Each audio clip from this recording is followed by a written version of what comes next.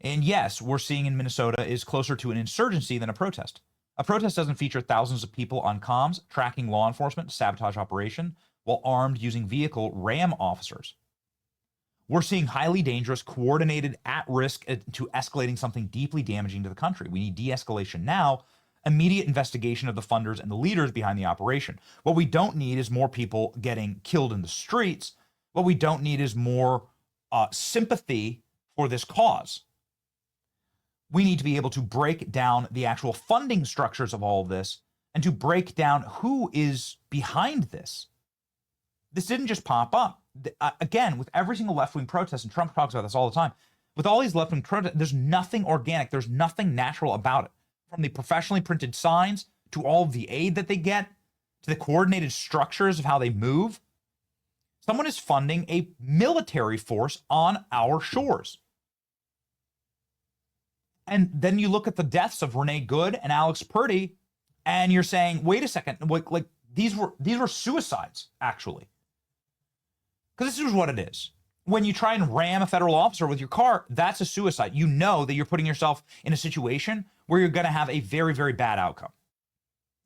When you go and you attack a bunch of federal officers with a loaded handgun, the outcome there is going to be terrible. Maybe it doesn't guarantee you're going to die, but you're putting yourself in a situation where death is almost inevitable. You versus 10 officers, and you're armed. You got one in the chamber. What are you doing? You're resisting arrest? And so all of these things suddenly bring more people to the cause. They're running an insurgency. Now, Bill O'Reilly went off. How long is this clip? Bill O'Reilly went off on a funder of left-wing terrorism that flows right through the Communist Party of China, a guy who actually lives in communist China. Okay, he's an American. He's an Indian American. He lives in communist China. He's a billionaire. He's been made a billionaire by the Communist Party of China. And from China, his name is Neville Singham. From China, he funds left-wing terrorism at a scale that I think would make George Soros, wherever George Soros is, nobody's seen him in public for like 5 years, would make George Soros blush. He keeps very under the radar. And as we have detailed time and time again, Tim Walz's connections to China go back decades. He honeymooned in China. He's been groomed by the Chinese Communist Party. Tim Walz is not from Minnesota. Tim Walz was selected for this specific place and time in order to bring about a Cloward-Piven level collapse in our economy.